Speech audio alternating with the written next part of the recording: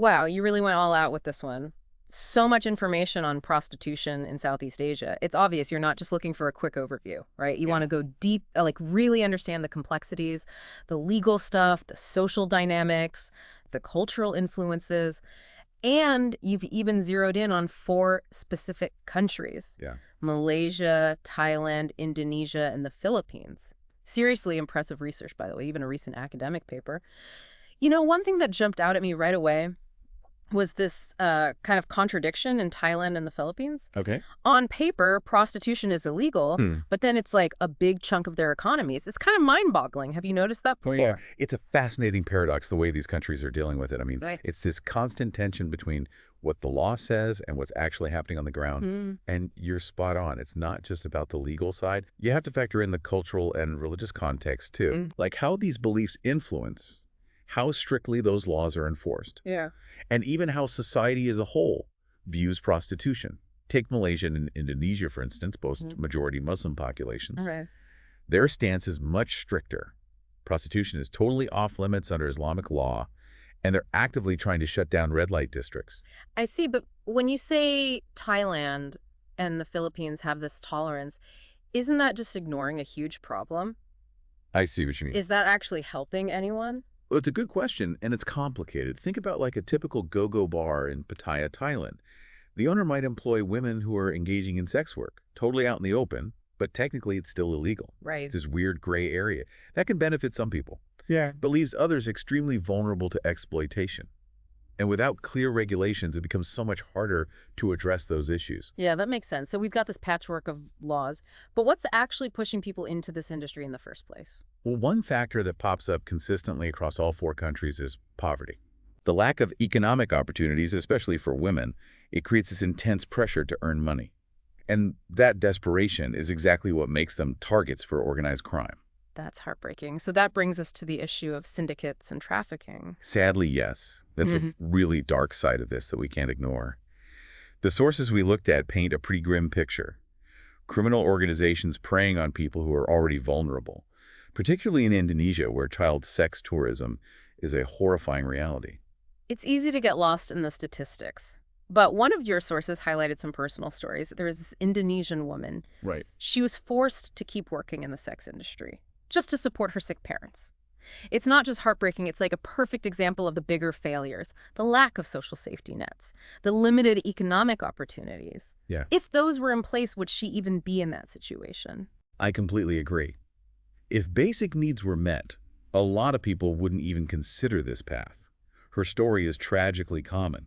So many enter this industry because of things totally outside their control.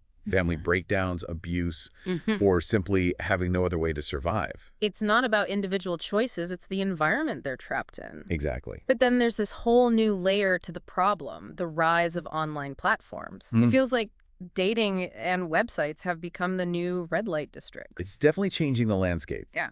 Especially for younger generations. One study that really stood out was about Indonesian millennials Oh, yeah. and how for them, online prostitution is tied up with their desire for a modern lifestyle. Interesting. It's almost like they're rejecting traditional norms. But it raises a really important question. Okay. Is this true liberation or just a different kind of exploitation? That study about millennials got me thinking. What are these traditional norms they're pushing back against? Is it rebellion against societal expectations, or is something else going on? Well, a lot of these norms revolve around women's roles in society. The expectations of marriage, motherhood, obedience. Online platforms offer this sense of anonymity and control, which might feel liberating, especially for those who don't fit those traditional molds. That makes sense, but does it really solve the underlying problems? Or is it just masking them with a digital veil? That's the million-dollar question, isn't it? Yeah. It's harder to track, harder to regulate, and potentially exposes them to new dangers. Speaking of dangers, the health and safety risks can't be ignored. You're right. STIs, HIV, it's a hidden crisis, especially with inconsistent condom use and limited access to healthcare. Absolutely. And it goes beyond physical health, too. The psychological toll of this work is immense.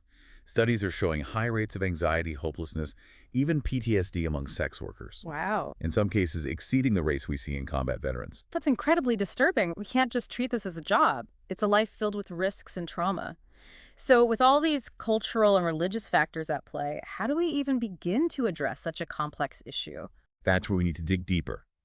In the next part of this deep dive, we'll explore those cultural perspectives and look at what efforts are being made to tackle the root causes and provide support to those trapped in the web of prostitution. Stay tuned. We were just talking about the health risks and the psychological impact of sex work in Southeast Asia. But it's impossible to understand this issue without looking at the cultural and religious influences, right? Exactly. You're absolutely right. The cultural landscape is so diverse. And attitudes towards prostitution can vary drastically, even within the same country. Like, take Malaysia and Indonesia, for example. Okay. Islam is a huge part of daily life there. And under Islamic law, prostitution is strictly forbidden.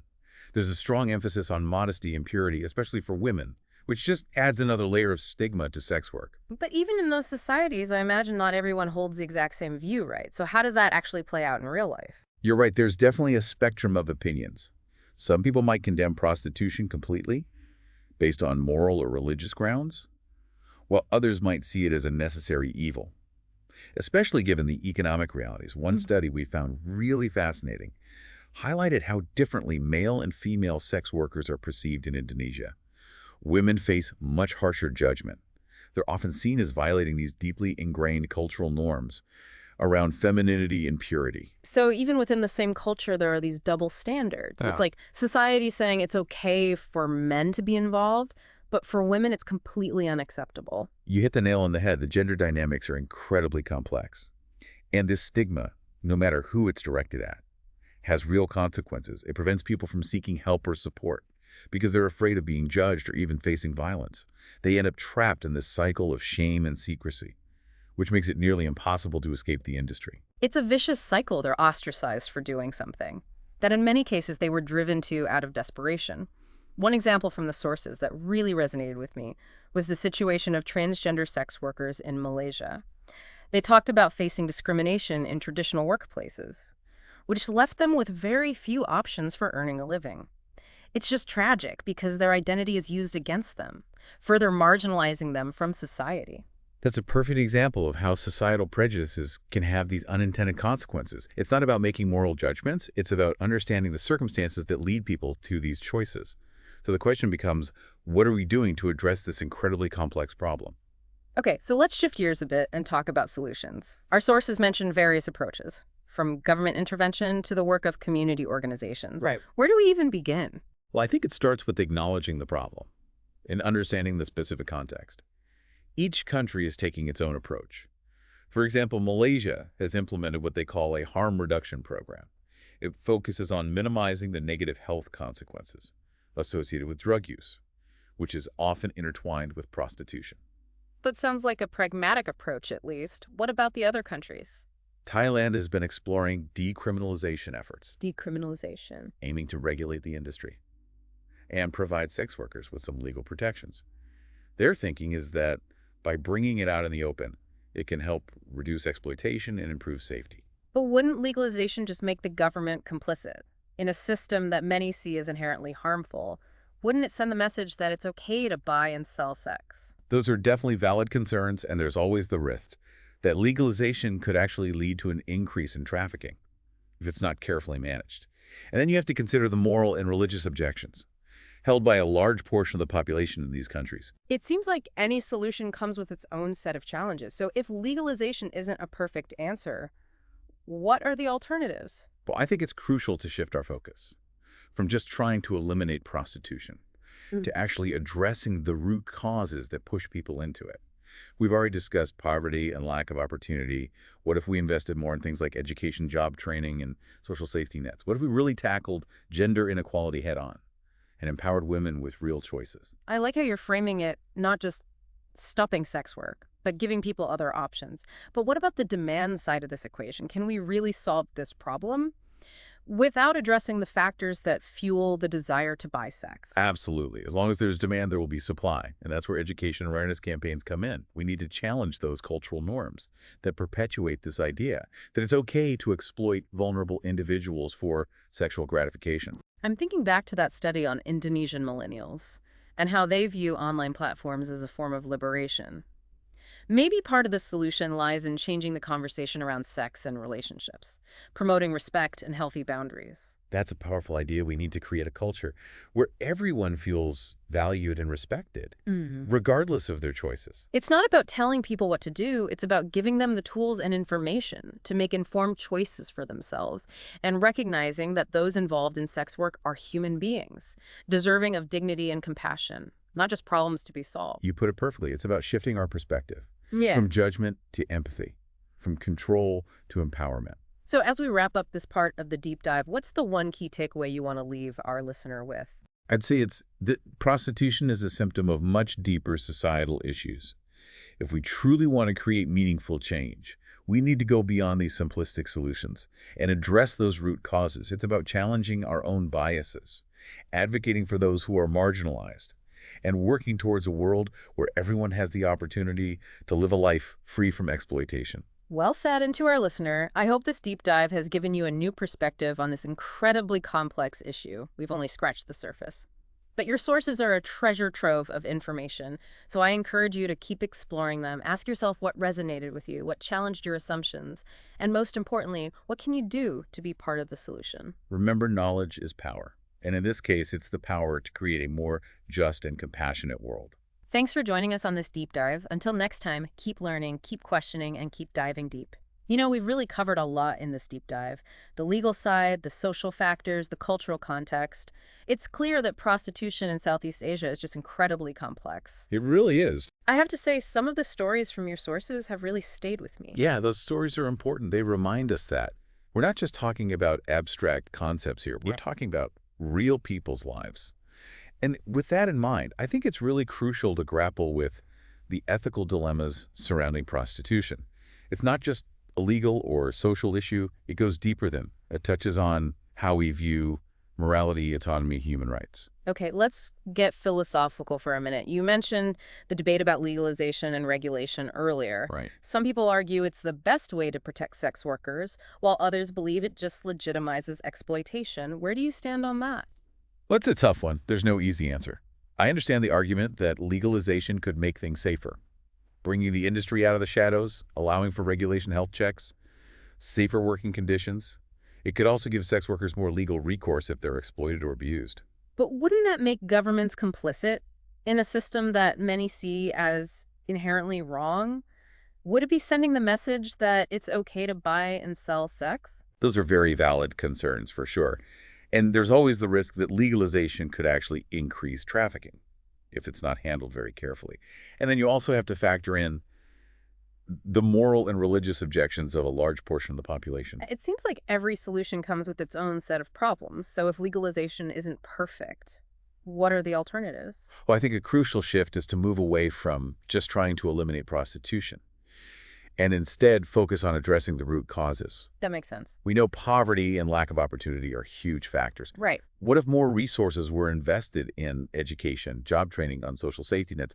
What if we really confronted gender inequality and empowered women to make real choices? I like that approach, not just stopping sex work, but giving people other options. Exactly. But we can't forget about the demand side of things. Can we really solve this without addressing why people want to buy sex in the first place? Absolutely not. As long as there's demand, there will always be a supply. Education and awareness campaigns are vital. We need to challenge the cultural norms that tell people it's okay to exploit others for their own gratification. That study about Indonesian millennials and how they see online platforms as liberating comes to mind. Maybe part of the solution is changing how we talk about sex and relationships, promoting respect and healthy boundaries. That's an excellent point. We need a culture where everyone feels valued and respected no matter what choices they make. It's not about dictating what people should do. It's about giving them the knowledge and the tools to make informed choices. And most importantly, recognizing that people involved in sex work are human beings. Deserving of dignity and compassion, not just problems to be fixed. You said it perfectly. It's about shifting from judgment to empathy, from control to empowerment. As we wrap up this deep dive, what's the one thing you want our listener to take away from all of this? I'd say, remember, this prostitution is a symptom of much deeper issues within society. If we want to create real and lasting change, we need to go beyond simple solutions and tackle those root causes.